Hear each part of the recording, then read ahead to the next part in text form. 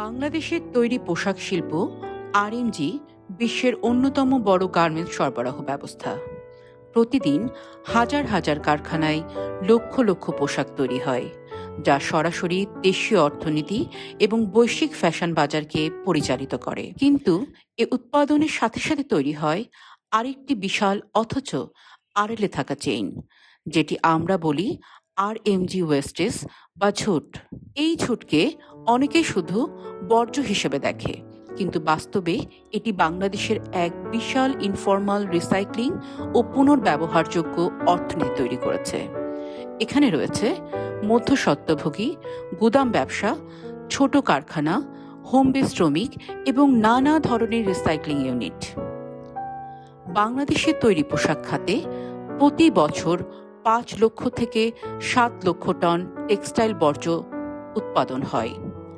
আজ আমরা দেখব একটি গার্মেন্টস কারখানা থেকে তৈরি হওয়া ঝুট কিভাবে ধাপে ধাপে বিভিন্ন পথ অতিক্রম করে শেষ পর্যন্ত নতুন নতুন পণ্যে পুনর্জন্ম নেয়।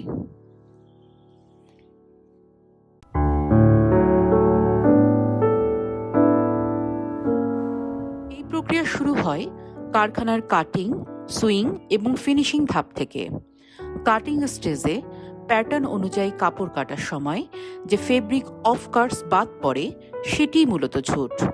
সেলাই ও ফিনিশিংয়ে তৈরি হয় থ্রেড ও ইয়ার্ন ওয়েস্ট, অতিরিক্ত ট্রিমিং এবং প্যাকেজিং সংশ্লিষ্ট সেকেন্ডারি ওয়েস্টেজ যেমন elastic, interlining, label tag, polybag, plastic এবং কার্টুন পেপারবোর্ড। কারখানায় ঝুটের কিছুটা সোর্স সেগ্রিগেশন হয়, কাপড় ও অন্যান্য জিনিস আলাদা করা হয় পুনর্ব্যবহারযোগ্য ও স্ক্র্যাপ ভাগ করে। তবে বেশিরভাগ ক্ষেত্রেই এটি সীমিত আকারে করা হয়ে থাকে। এরপর ঝুট প্রাথমিকভাবে সংগ্রহ, এক জায়গায় জমা, ওজন করে বান্ডিল এবং বিক্রির জন্য প্রস্তুত করা হয়। পরবর্তী ধাপে ঝুট যায় মধ্যস্বত্বভোগী বা কন্ট্রাক্টরদের কাছে। এখানে সাধারণত ট্রেসিবিলিটি থাকে না। পরে রিক্সা, ভ্যান, ট্রাকে করে ম্যানুয়ালি লোড আনলোড হয়ে ঝুট পৌঁছায় ঝুট গুদাম বা মার্কেটে, যেখানে বর্জ্য আবার কাঁচামালে রূপ নেয়। গুদামে শ্রমিকরা ঝুটকে রং, সাইজ ও কোয়ালিটি অনুযায়ী শর্টিং ও গ্রেডিং করে। ছোট টুকরা পুনরায় প্যাকিং করে বিক্রি হয় ইন্টারনাল লোকাল মার্কেট, ভারতে এক্সপোর্ট, কটন রিকভারি, দড়ি তৈরি ফ্যাক্টরি বা শ্রেডিং প্রসেসে। মাঝারি ও বড় টুকরো আলাদা করে বিক্রি হয় ছোট কারখানা ও হোম বেস ইউনিটে, যেখানে তৈরি হয় টি শার্ট, জ্যাকেট, বাচ্চাদের পোশাক ও প্যাচওয়ার্ক পণ্য। অন্যদিকে ইয়ার্ন বা থ্রেড ওয়েস্ট বাছাই করে হাতে টুল দিয়ে রি-রোলিং বা ববিনিং করা হয়। পরে তা হ্যান্ডলুম ইউনিটে গিয়ে তৈরি করে কম্বল, চাদর ও তোয়ালে। সেকেন্ডারি ওয়েস্টেজের মধ্যে পলিথিন, প্লাস্টিক কেটে ও পরিষ্কার করে রিসাইক্লিং ফ্যাক্টরিতে যায়, আর কার্টুন, পেপারবোর্ড যায় পেপার রিসাইক্লিং ইউনিটে। এভাবেই ঝুট নতুন নতুন পণ্যে পুনর্জন্ম নেয়। তবে সর্বনিম্ন মানের একটি অংশ শেষ পর্যন্ত যায় ইটভাটা বা নির্মাণ স্থলে আগুন জ্বালাতে, যা পরিবেশ ও শ্রমিকের জন্য ঝুঁকিপূর্ণ। তাই প্রয়োজন ট্রেসিবিলিটি, নিরাপদ কাজের পরিবেশ।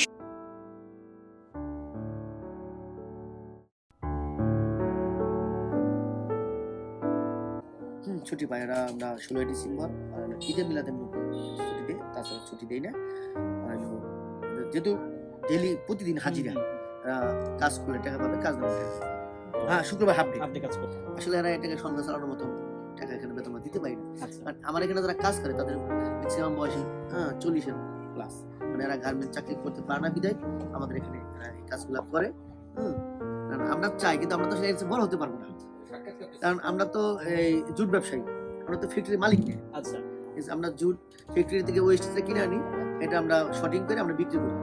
আমাদের সীমিত ব্যবসা, আর এটা তো আমরা ফার্স্ট পার্টি নেই। ফ্যাক্টরি থেকে ফার্স্ট পার্টি ভাই মানে ওই যে পলিটিক্যাল লোকজন, আমরা তাদের কাছে ক্রয় করি, তারপর আমরা এটা বিক্রি করি। কিনি, দুধ কিনে আমরা প্রসেসিং করি, তুলা তৈরি করে প্রসেসিং করে তারপরে এই যে বস্তা বাই বস্তা করে লোকের মাধ্যমে খাতাতে উঠে মেশিনে দেওয়ার পরে অরিজিনাল সুতরা কার্পেটিং করে আমরা মনে করেন এই যে প্রসেসিং করে এই যে ওষুধ আমরা প্রয়োগ করছি। এখন এটা 100% বাজার হয়ে যাবে। দুইটা সিস্টেম, একটা সিস্টেম হলো প্রোডাকশন, আর একটা সিস্টেম হলো যাদের প্রোডাকশন না হয় তাদের হলো ঘন্টা চলে।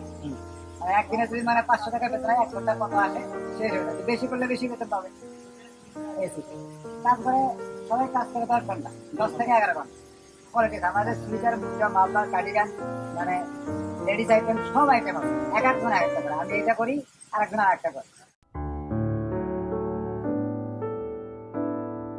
6,000 বাজার 6,000 না? 8টা থেকে 6টা। ছয়টা। ডাক্তার দেখাইছি, হ্যাঁ হ্যাঁ হ্যাঁ।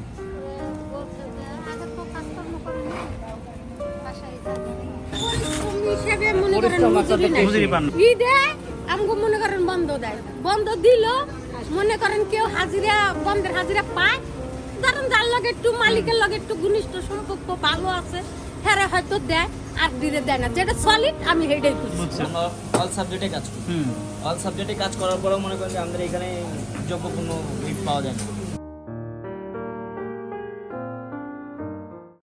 বিশেষজ্ঞদের মতে যদি টেক্সটাইল রিসাইক্লিং আরও কার্যকরভাবে করা যায় তাহলে প্রতি বছর বাংলাদেশ কমপক্ষে 15% তুলা আমদানি নির্ভরতা কমাতে পারবে, যার ফলে প্রতি বছর প্রায় 50 কোটি মার্কিন ডলার সাশ্রয়ী হতে পারে। টেক্সটাইল রিসাইক্লিং পরিবেশগত ক্ষতি কমাতে অত্যন্ত গুরুত্বপূর্ণ ভূমিকা রাখে।